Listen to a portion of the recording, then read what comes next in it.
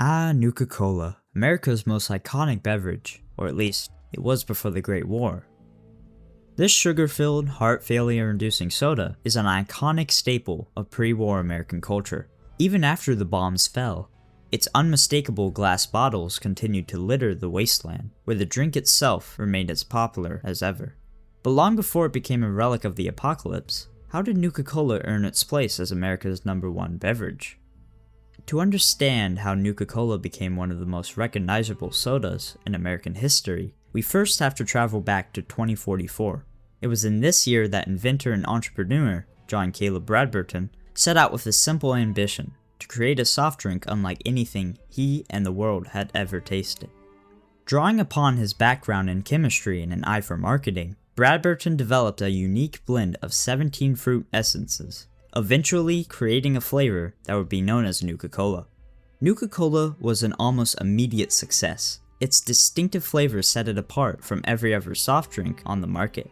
But taste alone wasn't enough to build an empire. Under John Caleb Bradburton's leadership, the company launched one of the most aggressive advertising campaigns to get their name out there, plastering its logo across billboards, television broadcasts, magazines, and storefronts nationwide, making it nearly impossible to go a single day without seeing an advertisement for the nation's favorite soft drink.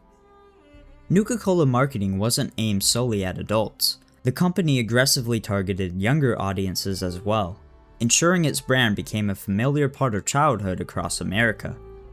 By 2062, the iconic Nuka Girl had become the face of the company's advertising campaign, appearing on billboards, magazine covers, radio ads, and countless promotional products throughout the United States.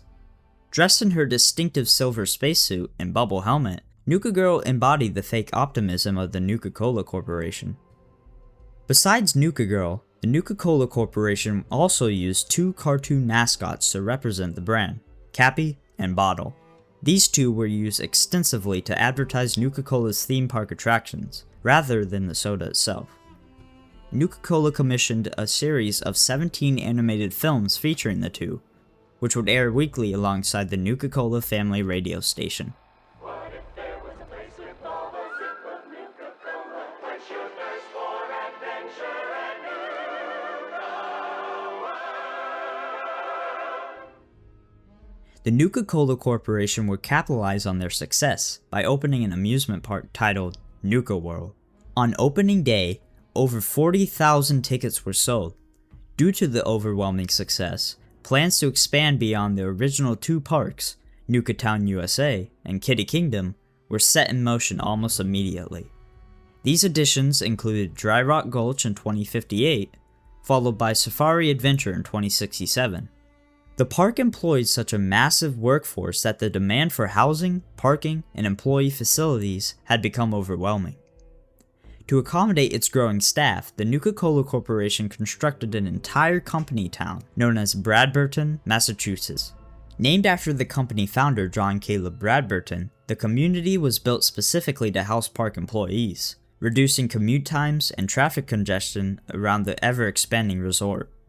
The last park area, Galactic Zone, opened to the public in 2072, and was the last expansion to the park before the war. Created in 1918, approximately 126 years before the invention of Nuka Cola, Sunset Sarsaparilla was the second popular beverage in the United States. Well, mostly in the South and West. Despite the widespread success of the drink, a study showed that consuming large quantities of the soda resulted in a wide array of harmful side effects, including kidney damage, nausea, digital numbness, anxiety, loss of visual acuity, dizziness, occasional nosebleeds, joint inflammation, tooth decay, sore throat, bronchitis, organ rupture, and who could forget, halitosis. The company disputed the claims as unverified, but took steps to improve its PR after the story aired, in an attempt to clean up their brand. To make people forget about their kidneys being destroyed, the Sunset Sarsaparilla Company commissioned Festus, an animatronic cowboy situated in the lobby of the Sunset Sarsaparilla headquarters. In 2058, Nuka Cola would attempt to buy out their competitor, But when Sunset Sarsaparilla declined the offer, John Caleb Bradburton sought to create his own similar but legally safe beverage, Nuka Cola Wild. To further promote the new beverage, Nuka Cola also opened the aforementioned Dry Rock Gulch at Nuka World, a Western-themed attraction that served as both an entertainment destination and an elaborate marketing campaign for the brand. Nuka Cola would continue to expand its brand until reaching Maine, when they would bump into another soda competitor, Vim. Founded in 1931, Vim was initially sold as a health tonic. It wasn't as popular as Nuka Cola.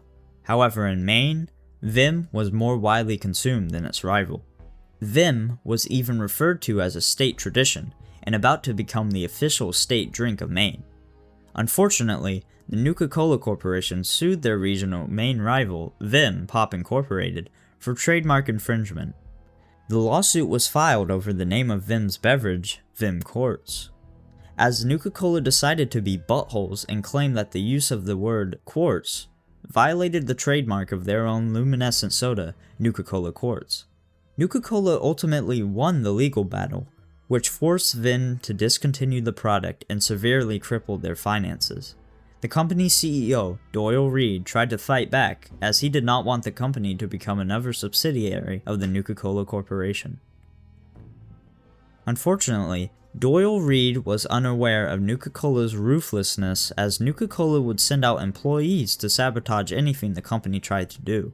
Nuka Cola hired corporate saboteurs to ruin Vim's reputation, damage their equipment, and steal the recipe for their newest soda, Captain's Blend, to beat them to the market. Nuka Cola, like most Fallout companies, had extensive ties to the government as well. As international tensions escalated throughout the 2070s, John Caleb Bradburton became increasingly convinced that nuclear war was no longer a question of if, but when. His priorities gradually shifted away from expanding his beverage empire and toward ensuring his own survival. In March of 2076, Bradburton entered into a secret agreement with the US government. His team of elite chemists, known as Bradburton's Beverageers, had earned a reputation as some of the finest organic chemists in the country.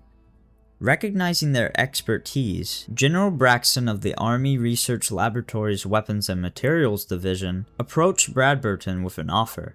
If he allowed his scientists to contribute to the military's classified Project Cobalt, researching advanced chemical and biological weapons, the government would reward him handsomely. Around that time, Bradburton was able to uncover information about a top-secret government project, the LEAP-X program. This project was dedicated to keeping humans alive indefinitely via a specialized machine. Bradburton knew the world was coming to an end, and with this project, he could live forever. General Braxton accepted the offer, and Bradburton put his Beverageers to work on Project Cobalt immediately. Other than Bradburton and the Project LEAP-X team, Bradburton's executive assistant, Peyton Hugsley, was the only one who knew about Bradburton's plans, and was trusted to handle his employer's affairs once he stepped out of the world's spotlight. Bradburton placed so much trust in Huxley that he was one of the only people to whom Bradburton revealed the non-serious, lighthearted side of his personality. Bradburton had originally believed that Project LEAP-X would culminate in the creation of a sophisticated life-preserving biosuit capable of sustaining his entire body indefinitely. However, he was met with a harsh reality. The LEAP-X scientists explained that the system's immense power requirements and specialized components severely limited its capacity, allowing it to preserve no more than 15 pounds of organic material. This left him with no choice but to have his head surgically removed to be preserved by the machines. On April 2, 2077, Bradburton underwent the procedure to extend his life indefinitely, leaving the management of his affairs in the hands of his executive assistant. When the Great War struck, Bradburton was left in a head in a jar in the secret vault under his office, still alive, but isolated for the next 2 centuries. Trapped in solitude, he would eventually grow to see his fate as worse than death, hoping for the day to come when he is put out of his misery. As he was trapped within his own vault, his plans to keep his park alive after the nuclear blast fell apart almost immediately. Most of the surviving employees would devolve into feral ghouls, taking shelter in Kitty Kingdom. But alas, after all those years, he is still proud of his legacy, making soft drinks. Brad Burton is able to be met in the Fallout 4 DLC, Nuka World. Nuka Cola Quantum was created in October 2076 by the Beverageer division at Nuka World. It was a byproduct of the secretive Project Cobalt. During the project's research, the team discovered that a derivative of the radioactive isotope strontium-90, originally engineered for military ordnance, produced a brilliant blue glow. After being modified for quote-unquote safe consumption, it proved to be an ideal food additive, giving the beverage its signature blue glow. The final formula was named Nuka Cola Quantum by the division's lead beverageer, Rex Meacham. Nuka Cola's empire may have outlived the nation that created it, but its legacy endures all the same. Nuka Cola lives on in the hearts of wastelanders everywhere, though, given its legendary sugar content, it might just stop your heart first.